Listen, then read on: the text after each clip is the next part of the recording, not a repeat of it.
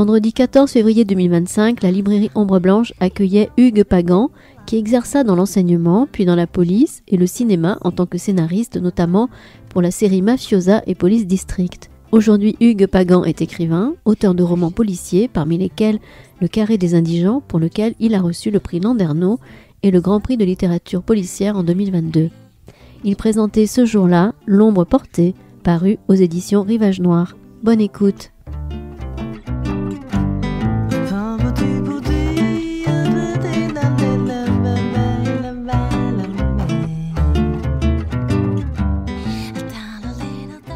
On accueille Hugues Pagan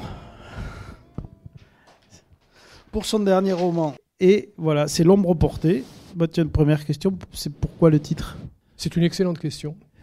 Merci. J'en sais rien, moi. Je sais pas du tout. Je sais pas. Joker, je sais pas. Franchement, je sais pas. C'est-à-dire, une nuit, je me suis réveillé, je me dis, tiens, L'ombre portée, c'est bien. Paf. C'est devenu L'ombre portée.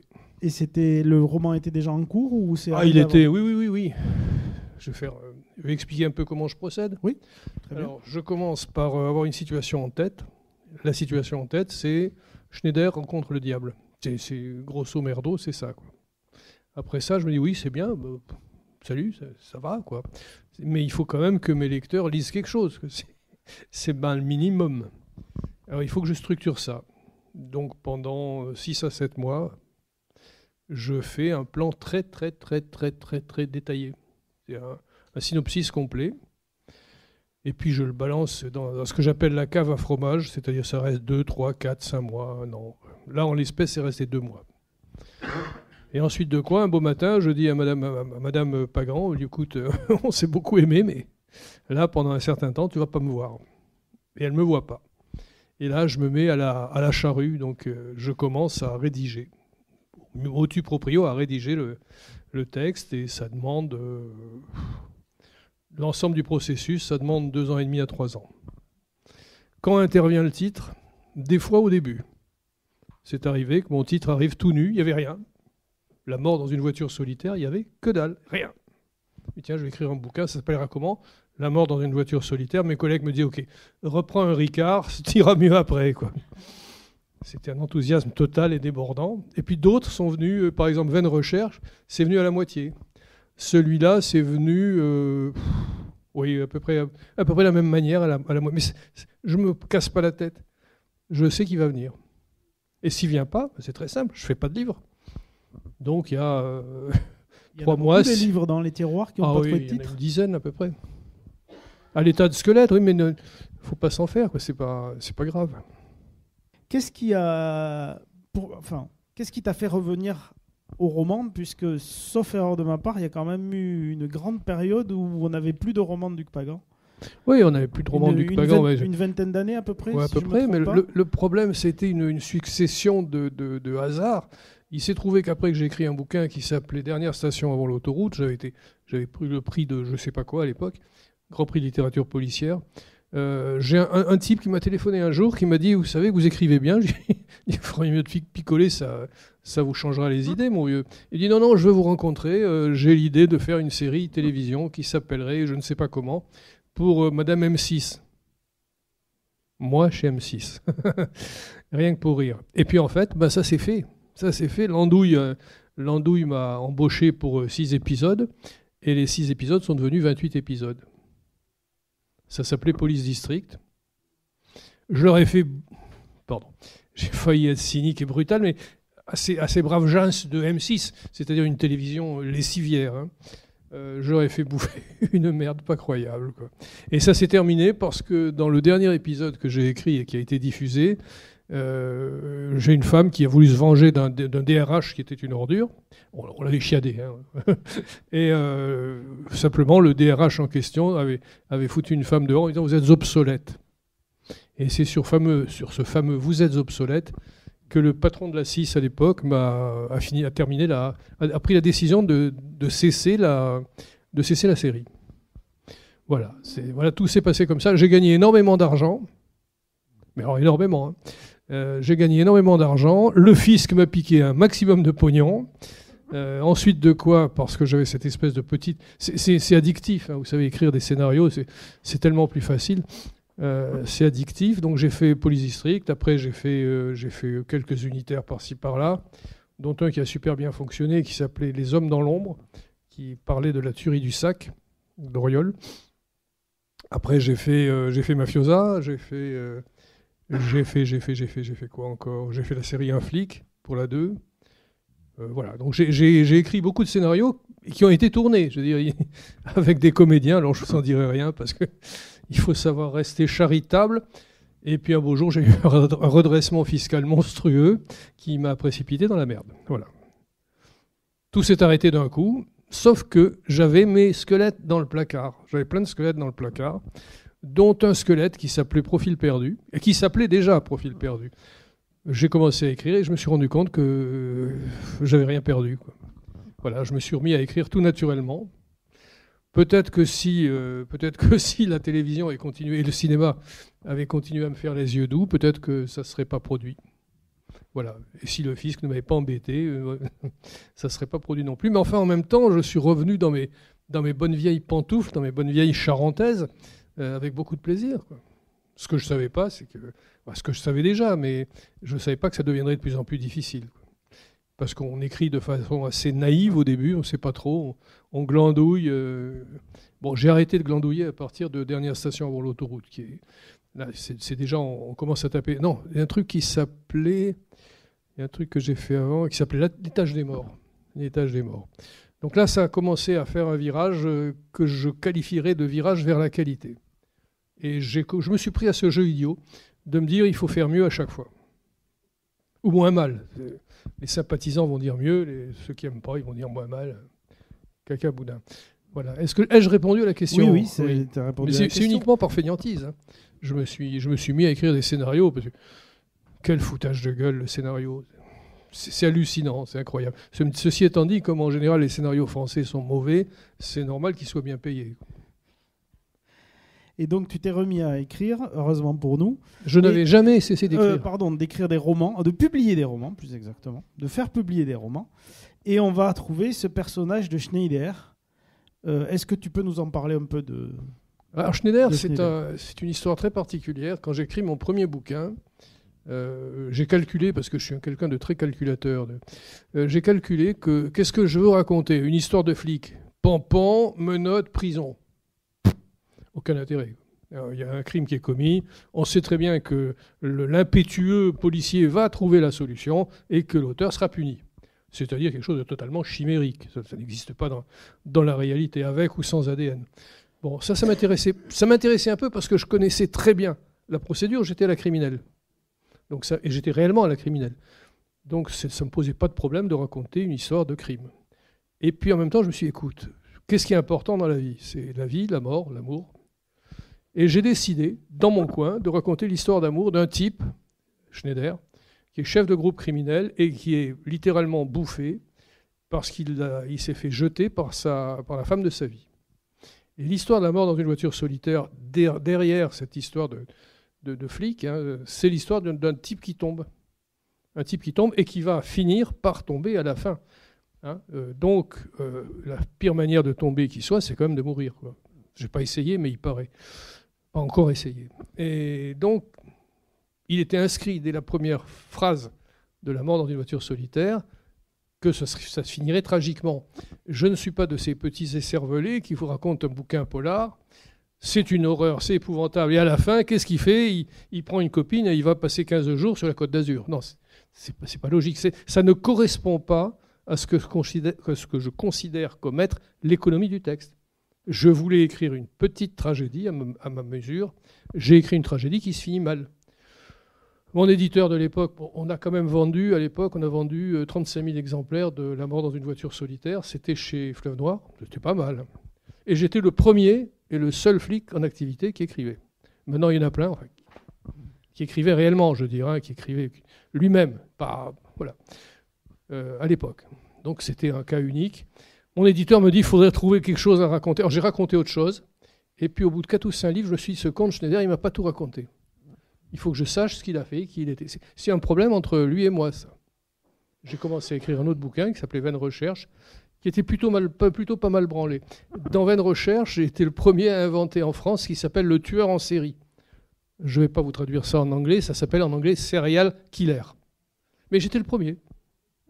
Vous pouvez regarder. Hein, et puis ensuite, quand je suis revenu à l'écriture, j'avais ce bouquin. Alors, c'est un bouquin très particulier, Profil perdu, je ne sais pas quand je l'ai écrit. Ça peut vous paraître bizarre, j'ai ouvert un tiroir, j'avais tout un tas de dossiers. Là. Et c'est quoi ça? Ah bah oui, tiens, c'est ça. Et je me suis rendu compte que je l'avais écrit. Je ne suis pas capable de dire à quelle époque précisément je l'ai écrit. Je l'ai repris de A à Z, d'un bout à l'autre, et il est sorti, Profil perdu. Encore une aventure de Schneider. Parce que ce qui m'intéresse, c'est de savoir qui c'est ce type. Parce qu'en réalité, je ne sais pas. Il y a un point noir, une espèce de zone d'ombre dans l'histoire de Schneider. Je ne sais pas comment il a rompu avec la femme de sa vie, qui s'appelle Cherokee. Je ne sais pas.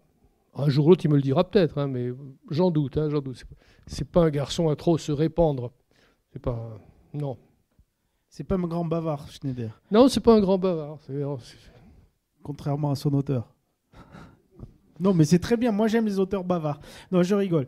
Bon, donc, je vais vous le faire à la Schneider. Ouais. Non. Ouais. Ouais. S'il te plaît. Et Schneider, alors, c'est écrit dans celui-là. Hein. C'était pas écrit dans d'autres, mais on en parlait tout à l'heure. Schneider, quand tu le décris, alors c'est quand même la puissance de la description, je trouve, parce on pense à Delon tout de suite. C'était au bout de quelques phrases. Et pourtant, il n'y a pas de description en tant que telle physique en disant ça commence pas en disant il est telle taille, machin, les épaules comme ci, comme ça. Non. Et pourtant, l'image de Delon s'impose très très vite, je trouve. Enfin, à moi, toujours, elle s'est imposée très très vite. Alors, il se trouve que là, effectivement, quelqu'un lui dit qu'il ressemble à Delon. Je ne sais pas si c'est vous. Alors, donc, c'est pas moi, c'est un personnage. Il ne faut quand même pas tout mettre sur le dos de l'écrivain. L'écrivain, c'est un transmetteur. Hein. Mais si vous écoutez Radio Sotans à la radio, elle est pour rien. Hein. Vous écoutez Europe numéro 1 ou Hanouna, c'est pas la faute du... Moi, je ne suis qu'un transmetteur. Hein. Je suis une sorte de médium, c'est tout. Mais le Schneider que tu vois courir, est-ce qu'il ressemble effectivement à Delon ? Moi, je pense que... Mais de toute façon, Schneider, quand il est arrivé chez moi, la première fois que je l'ai vu, avant même d'écrire son histoire, dans mon esprit, c'était quelqu'un qui ressemblait à Schneider, oui.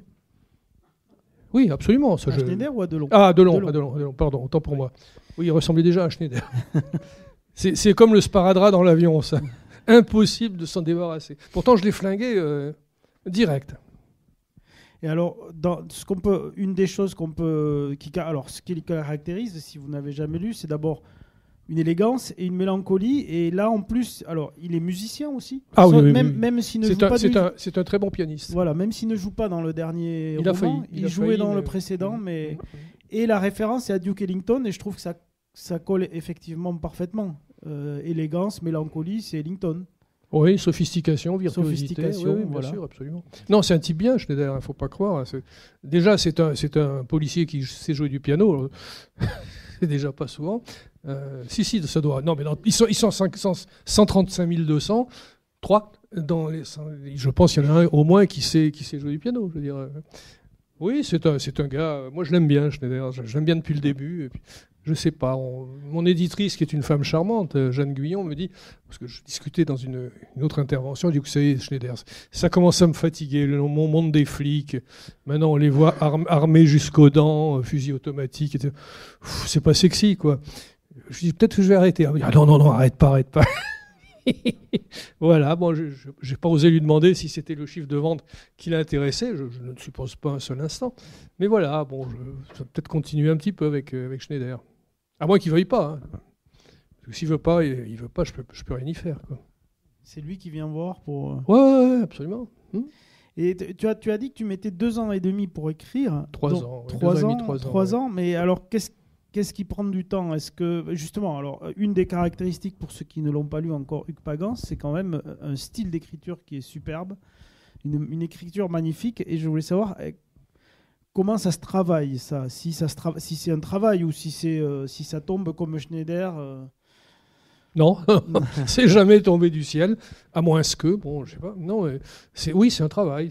L'écriture, quoi qu'en pense, censuré, l'écriture, c'est un travail. Alors, si vous voulez, l'approximation que je peux vous offrir, c'est du bois, un bois quelconque, puis vous voulez en faire une table. Pourquoi pas ? et vous voulez en faire une belle table, un truc chouette, chiadé, quoi, qui tienne le temps. Ça va vous demander un travail fou. Ça va vous demander de prévoir le plan, d'arranger tout ça, de polir, de vernir. C'est un boulot considérable. Une table, c'est un truc plat avec 4 pieds, hein, ou 5. Mais si vous voulez faire ça, il faut du temps, il faut du travail. Il y a des jours, par exemple, je vous confie tout. Il y a des soirs, je rentre, je suis dans mon bureau chez moi, je rentre dans la chambre, ma petite femme me dit ça a bossé. Je dis ouais, putain, oh là là, oh, putain, ça, oh là là. Oh là là là. Bon, ok, tout va bien. Dodo, le lendemain matin, on prend un café, 2 cafés, 3 cafés. Et puis on va regarder les... C'est quoi cette merde? C'est moi qui ai fait ça? T'as Schneider qui dit, attends, t'as merdé là? Bah ouais, j'ai merdé. Alors qu'est-ce qu'on fait? Eh bien on prend le papier, on le fout dans la broyeuse, on enlève 2 pages, 3 pages, 4 pages, et puis on recommence. C'est tout. Et quand tu parles de Duke Ellington, je travaille sans cesse en musique, c'est tout le temps en musique, et je fais en sorte que les mots tels que je veux les communiquer soient comme une phrase musicale. Et ça, c'est le plus difficile. Parce que si vous avez une note qui ne va pas, alors il faut retour à la case départ, hein, broyeuse, un bouquin, ça me coûte, je sais pas, 4 ou 5 grammes de papier. C'est comme ça. Enfin, pour moi, c'est comme ça. Et quand est-ce que tu sais que c'est bon? Comment tu le sais? Quand il n'y a plus d'aspérité.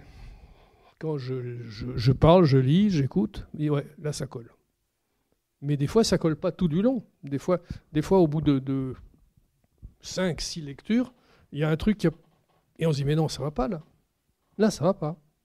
C'est une note dans une symphonie. Il y a une note comme ça. C'est discordant. Tant que c'est discordant, il faut retravailler, mais c'est pas grave. Hein. On se remet au boulot. C'est pas... Il y a l'éditeur qui téléphone. Attends, calme. C'est quand que tu penses, non, je sais pas, bouge pas. Ça demande du temps, du travail, une grande obstination et une bonne oreille musicale. Donc tu lis à voix haute Oui, bien sûr. Tu te le lis à voix haute pour voir. Oui, absolument. Et tu le fais lire à d'autres aussi Non. Tu es ton seul juge. Je suis mon seul juge et le seul juge ultime, c'est le lecteur. Mais si je pense que ça n'est pas bon, je ne vais pas lui faire l'outrage, lui filer un truc... À la page 72, t'as tink, tink. Ah non, ça va pas ça. Ah non, c'est pas possible. Mais des fois, c'est pervers. Parce que vous détectez une fausse note à la page 172. Mais en réalité, elle n'est pas là. La fausse note de la page 72 a commencé à la page 86. Et si vous ne faites pas concorder ces 2 éléments, la page 214 ne sera pas bonne. Et alors, quand c'est un paragraphe entier, c'est facile, couper. Mais quand c'est un mot, et quand c'est une syllabe qui ne va pas, eh ben on recommence. Voilà. Et c'est pour ça que je suis incapable de livrer à une date prescrite. Je ne sais pas faire.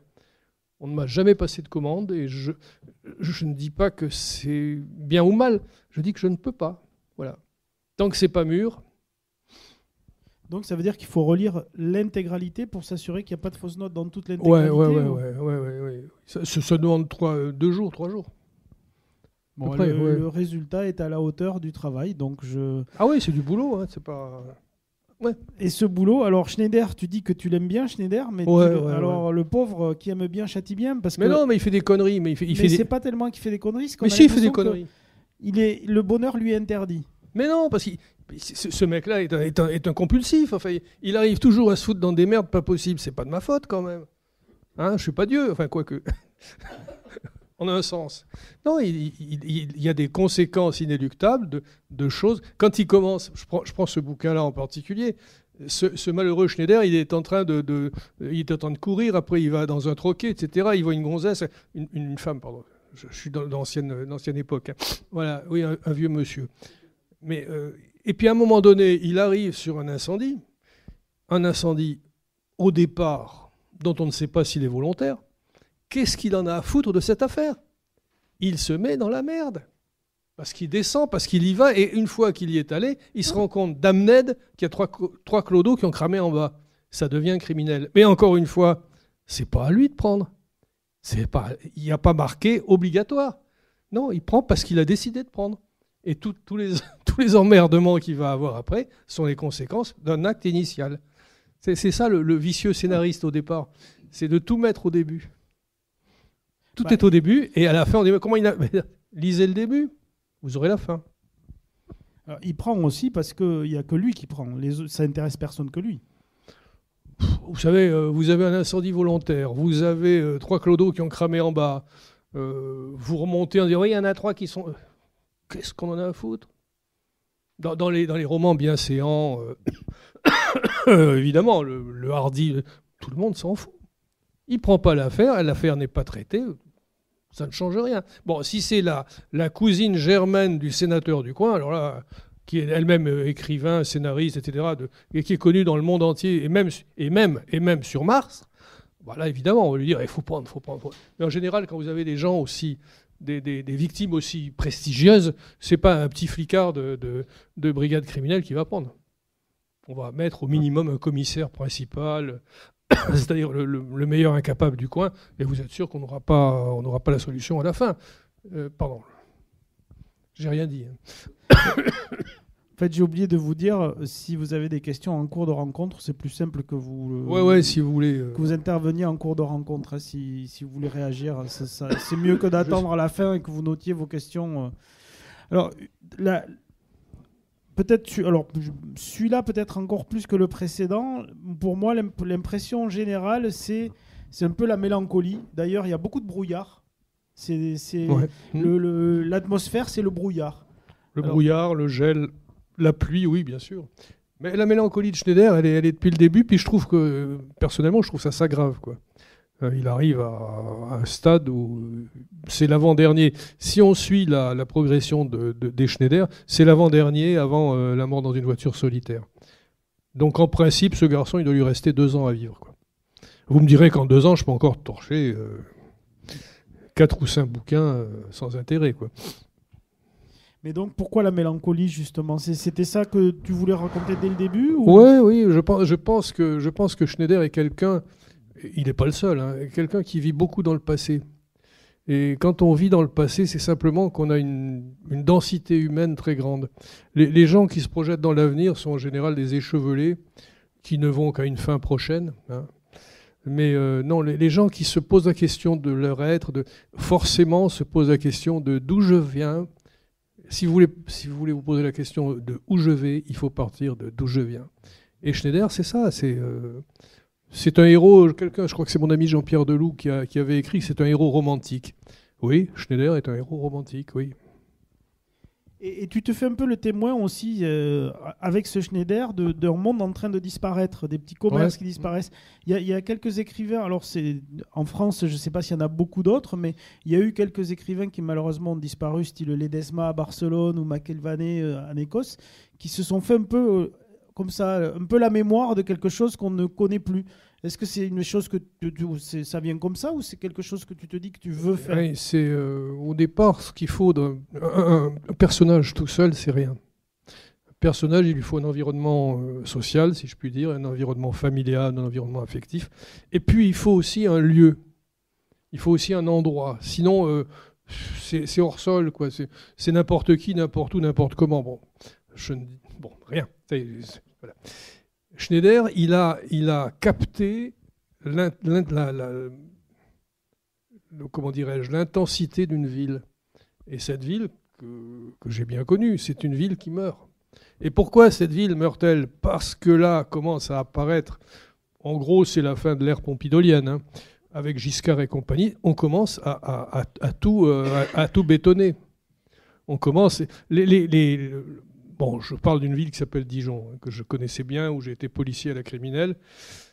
J'ai vu Dijon peu à peu disparaître par pans entiers. La vieille ville, vous prenez souvent d'ailleurs, même des villes que vous connaissez peut-être, sont des villes qui meurent parce qu'il y a des zones piétonnes. Les zones piétonnes, c'est des galeries commerciales, c'est tout ce qui faisait la richesse, la beauté d'une ville, toutes ces petites échoppes, tout ça c'est fini. On fait des parkings souterrains, des parkings aériens, on proscrit la bagnole. Mais en revanche, vous avez à partir de 8h du soir, les policiers municipaux avec tenue anti-émeute qui se promènent, il n'y a qu'eux d'ailleurs. Voilà. Et une ville meurt comme ça. Vous avez des zones industrielles qui meurent parce que faut quand même reconnaître les choses. Un ouvrier, ça coûte du pognon, quoi. Alors, si vous voulez pas avoir d'ouvrier, puis ça fait chier, il vaut mieux avoir des machines. Et puis, au bout de cette logique, les machines elles-mêmes secrètent de l'argent. Et tout ça est un facteur, comment dirais-je, destructeur incontestable. Alors on me dirait, il y a des choses à la place. Ouais, ouais, ouais, vous avez des choses à la place. Donc tu te fais, voilà, au moins le nom est donné, parce que Dijon, tu dis que c'est Dijon, mais ce n'est jamais dit dans les romans. Non, je ne sais pas pourquoi d'ailleurs. Si, je sais pourquoi. On peut, dans un roman, on peut tout dire, on peut tout raconter, mais je trouve que le fait de dire c'est là, c'est ici, ça n'apporte rien de plus. Parce que des gens m'ont dit, oh là là, oh, dis donc, on voit que tu connais bien l'île. Je n'y ai jamais foutu les pieds. Ah ben, écoute, c'est l'île. Hein. Ah ben non, c'est oui, bon, si tu veux. Ah ben, je connais très bien, oui, c'est la Ciotat. Ben non, la Ciotat... Non, ça, c'est pas la Ciotat, vu le climat. Ah, je ne suis pas certain qu'à la Ciotat, il n'y a pas du brouillard. Donc, s'il y a des gens de la Ciotat ici, ne le prenez pas mal. Hein. Oh ben ça m'étonne pas. Ça. On a beau les refoutre à la mer, ils sont toujours là. Hein. Et donc, à la fois, on s'occupe de ces lieux qui disparaissent, mais Schneider, il s'occupe aussi des gens dont personne ne s'occupe. Ouais, alors, j'avais trouvé... Non, mais il l'a lu en plus. Il est masochiste. Moi, je l'écris, je suis obligé, mais lui, il n'est pas obligé de le lire. Alors, qu'est-ce que ça dit ? Ça dit Carnot. Alors, ça dit... Il n'était que l'un des rouages anonymes et sans âme d'une machine anonyme et sans âme, tournant au bénéfice exclusif de quelques-uns, tout aussi anonymes et sans âme, au détriment de tous ces innombrables anonymes qui tâchaient seulement de se sauver eux-mêmes et peut-être de sauver leurs âmes. Donc c'est ça Schneider aussi. Il s'occupe de tous ceux dont... il s'occupe de tous ces gens qui sont des laissés pour compte. Les trois Clodo, mais tout le monde s'en fout. Schneider qui se rend pas compte, il va 3 Clodo qui brûlent dans l'incendie d'une menuiserie où des patrons indélicats, mais existe-t-il des patrons délicats? J'en doute. On a stocké des tas de carburant, des tas de combustible, et ces trois Clodo sont des Clodo. Hein. Schneider ne trouve pas ses papiers d'identité, etc. Mais pourquoi on lui en veut? Parce que 3 autopsies, ça coûte du pognon. Quelle idée t'as eue, punaise, tu te rends compte, 3 autopes, ça coûte de l'argent, voilà. Ouais. Et ben voilà, c'est ces gens, d'ailleurs, il ne les a jamais identifiés, parce que c'est pas possible, mais surtout, ça ne sert à rien, c'est tout. Et à côté de ça, donc tu disais que dans les mauvais polars, t'as pas dit que c'était non, jamais je ne dirais. Le flic résout l'enquête et les coupables sont arrêtés, mais là, en fait, les responsables finaux, finalement, ne sont pas inquiétés. Non. Mais alors là, effectivement, je sais que je spoil un peu, c'est pas bien, mais c'est pas beaucoup non plus. Hein, vous inquiétez pas. Vous êtes des citoyens honorables, vous payez des impôts, vous êtes complètement bouffés par Bouffe-Merde Télé, vous êtes complètement lobotomisés par les médias prégnants. Et on vous convainc, et c'est bien, c'est beau, moi je trouve ça formidable, on vous convient que, comme disait mon vieil ami, peu importe, les flics ont toujours raison et ils arrivent toujours à gagner. Mais non, c'est pas vrai. C'est une des plus grandes foutaises, même avec des conneries genre ADN, localisation, etc. Ils gagnent pas à tous les coups. Ils gagnent quand la pomme tombe au pied du pommier, oui. Hein, vous avez une gamine qui se fait tuer, puis c'est le voisin qui la tue. Attends, ouais, d'accord, ok, mais le reste du temps... Il y a des tas d'affaires qu'on ne trouve pas, qu'on ne résout pas. Et ça, jamais personne dans les polars ne vous le dise. Mais c'est leur droit. Hein, je veux dire, je connais des gens qui sont des flicolâtres.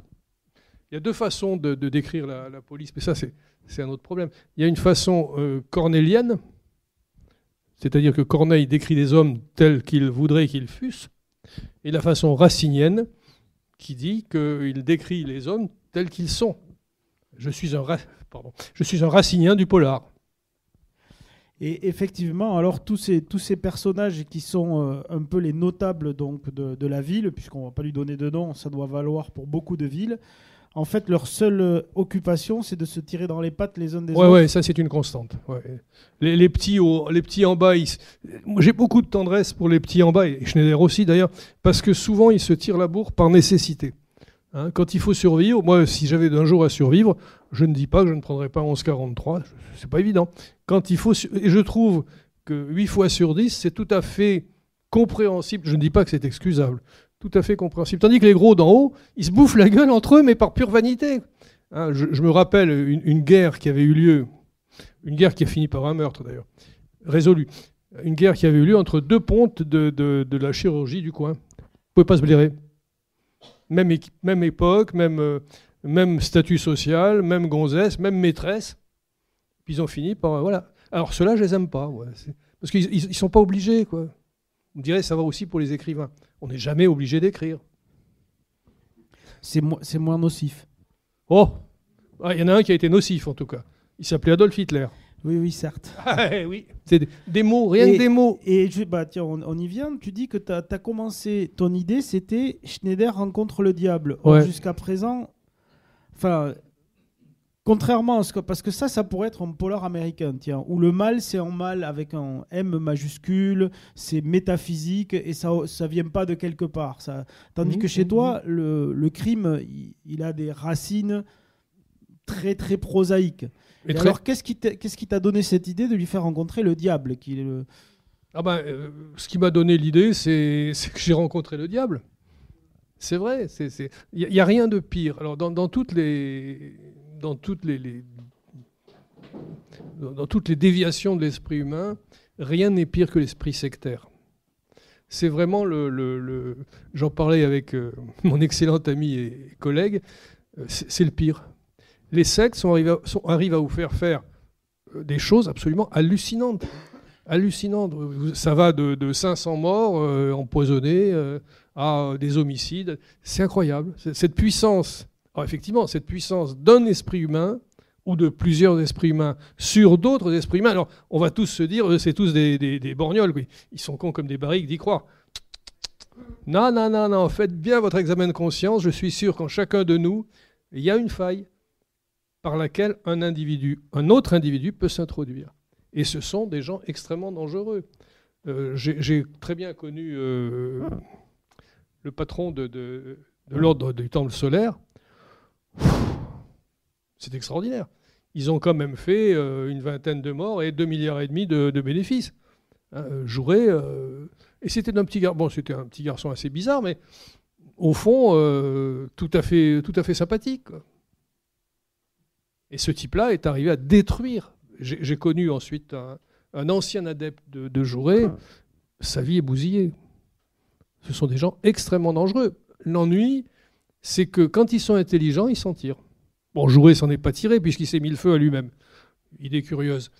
Il avait fini, c'est fascinant parce qu'il avait fini par se faire bouffer par les forces mêmes qu'il avait mises en œuvre. C'est formidable.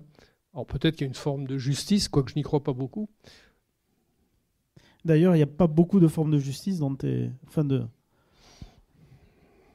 Non. Vous savez, le problème que j'ai, c'est un problème très con, c'est que je ne suis pas croyant, hélas. Enfin, du moins, je crois ne pas être croyant. Mais si vous ne croyez pas à la justice divine, il est extrêmement difficile de croire à la justice des hommes. Parce que Dieu étant considéré comme quelque chose de parfait, je veux dire, on peut avoir une justice parfaite si elle est divine.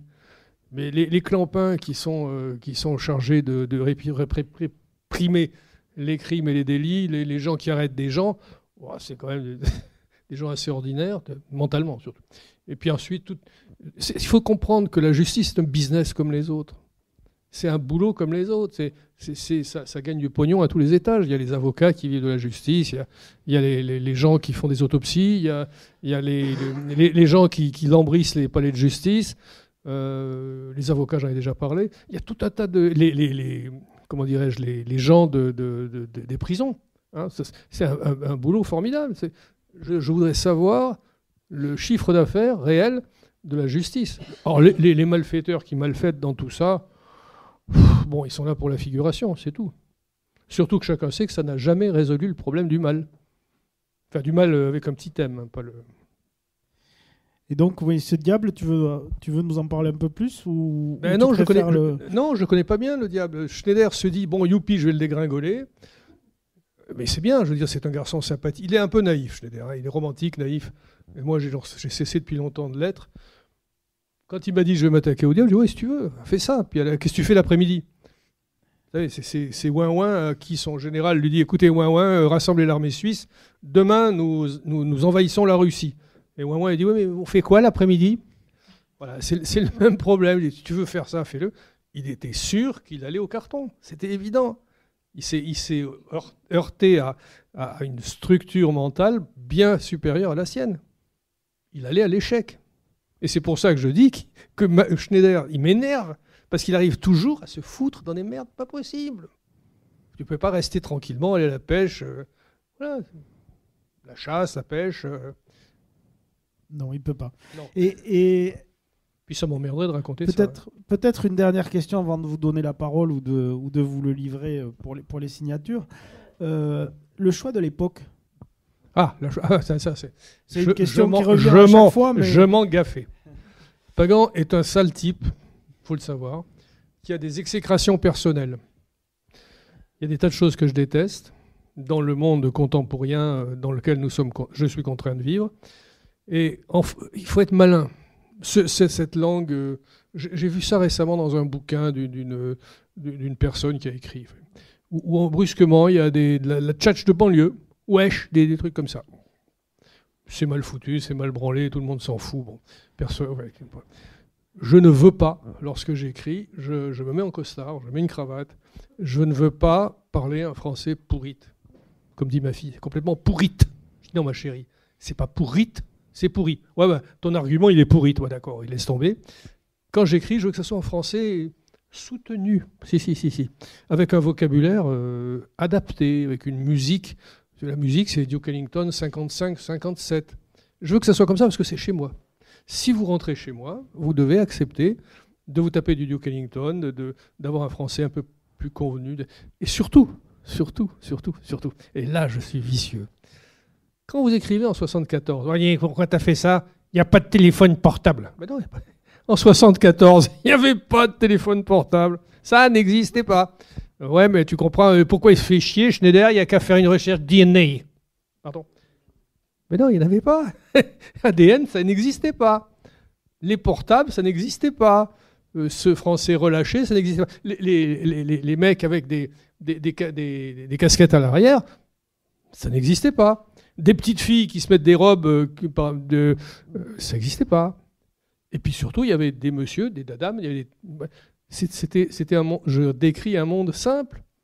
Là, à l'heure actuelle, comment voulez-vous que Pagan écrive? Déjà, je ne sais pas si mon personnage, il est L, il est G, il est B ou il est T. Et après, il y a QQQ. Alors, ma fille qui a 28 ans, elle m'entendrait, elle hurlerait. Et un plus après. Comment voulez-vous que j'imagine un héros ou une héroïne? Encore que, attention, héros, héroïne, c'est une structure minière. On ne peut pas faire ça. Alors, est-ce que Schneider est une vieille...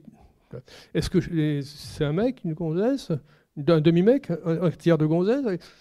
Donc tout ça, en écrivant en 74, il n'y en a plus. On ne peut pas me faire de reproches. Il n'y a pas d'ADN, il n'y a pas de portable. Voilà. C'est un subterfuge particulièrement malhonnête, mais qui me plaît. Tu rentres dans tes charentaises, donc. Parfaitement bien dans mes charentaises. Vous savez, la différence avec les charentaises, c'est vachement confortable. Une charentaise, une femme charentaise, on ne sort pas avec elle dans la rue. Les charentaises, c'est bien à l'intérieur, mais à l'extérieur... Sur cette blague. Alors, c'est pas des charentaises non plus, parce que c'est quand même, contrairement à ce qu'on pourrait... Donc, c'est comme Schneider, c'est Duke Ellington. Voilà. Si vous aimez Duke Ellington, oui. Je peux vous donner des conseils, hein. Je les ai tous. Voilà. Si vous aimez Ellington, vous aimerez Schneider et vous aimerez L'ombre portée. Après, effectivement, si vous aimez des rythmes beaucoup plus violents, rapides, speedés et autres, ce qui est un autre goût... Hein, déstructuré, surtout. Déstructuré, bah, c'est pas pour vous. Non, mais surtout, ne vous forcez pas à lire du Pagan. Hein, merci. Merci à vous et bonne soirée.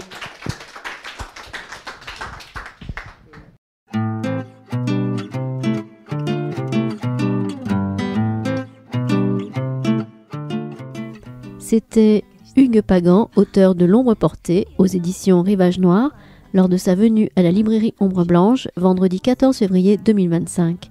Réalisation et mise en onde de la rencontre Radio Radio en collaboration avec Radio Radio Plus et Radio Terre.